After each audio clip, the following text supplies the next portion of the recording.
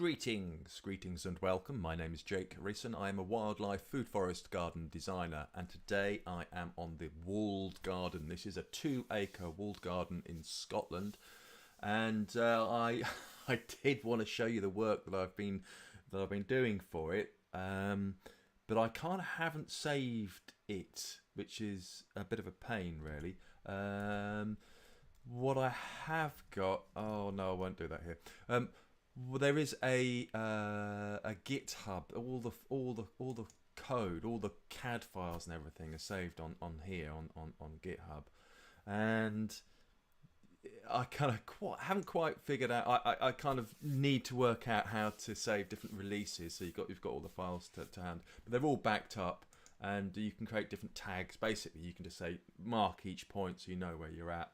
And what I did do, I've been discussing with the client quite a lot about the kind of look of the shapes around here. Let me just take off that satellite map. And the satellite map really is just for kind of guidance, and you can see. Oh god, now it's too dark. That needs to be red. You can see the different areas, and we're talking about creating circles. Like I started here with a central feature, and creating circles. So we'd be planting windbreaks around the circles, the concentric circles going into the central feature, which was good. And I've started doing that, and actually what you need to do is think about what the different areas are and how the garden's going to be used. Sorry for the hat, by the way. It's freezing cold in here because don't put the heating on during the day, and I'm in here longer than I thought. Think about the areas that you're using for the different parts of the garden before you get into the actual detail of where the paths are and the different windbreaks are. And so I kind of took a step back, and then have been thinking about what the areas are and then design around them. So there's four quadrants, and it makes sense to incorporate the different ideas into the quadrants, and that includes the concentric circles. I'm not saying we're not going to do them. I'm just saying start out with an idea of what you want the different areas to be. Just to kind of give you a quick kind of overview.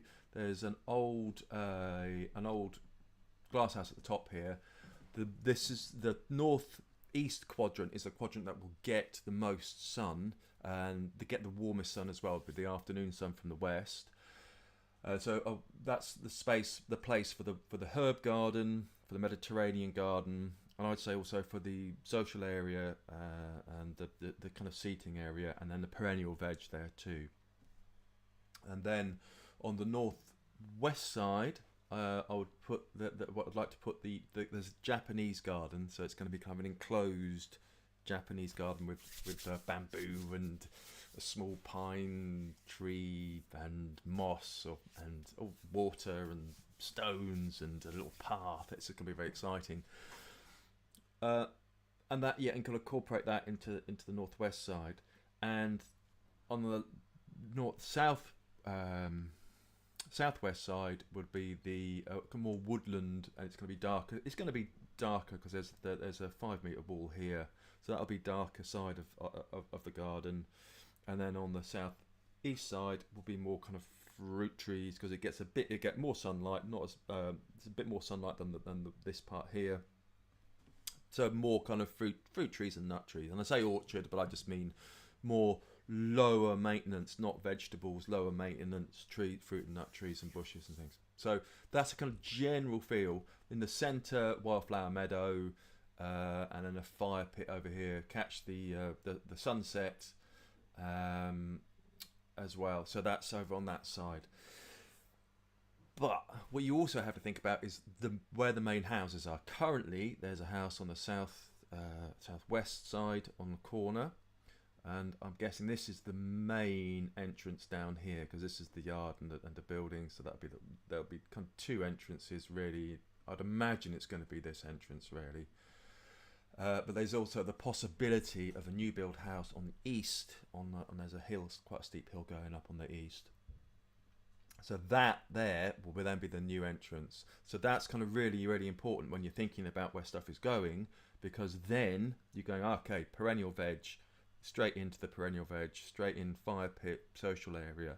Yeah, more of a meandering walk over to the Japanese garden, more of a meandering walk over to the woodland glade seating area, and so kind of closer with the orchard. So you kind of get the idea that that's the focal point. Here is the focal point. Yeah, so that's kind of it's the garden in relation to the living area. And then also up in the north, oh, it's great fun. Is to have what would have been called the yard. Oh, I can't remember there's a correct term for it, but it's basically it's the yard for the glass house, and it would be in shade. So that would be the best space for the stables, for the manure, for the hotbeds, and also for the bobbies, and and for storage and all that kind of stuff. So kind of keep on with that. That would be like an ideal space for a potting shed, for some, just like a protected area indoors that isn't the glass house. Place to keep the pots, and the place to a place to do all the humdrum, keep all the tools and that kind of thing. So that's kind of space up there.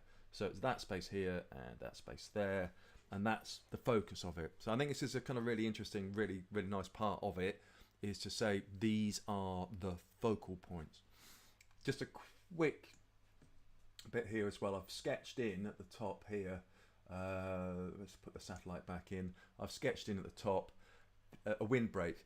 Traditionally, there would be windbreaks on the north and the east boundaries, and around the other parts of a walled garden as well. And again, I haven't. They got a special name to them, but basically, they're windbreaks on the outside of the walled garden.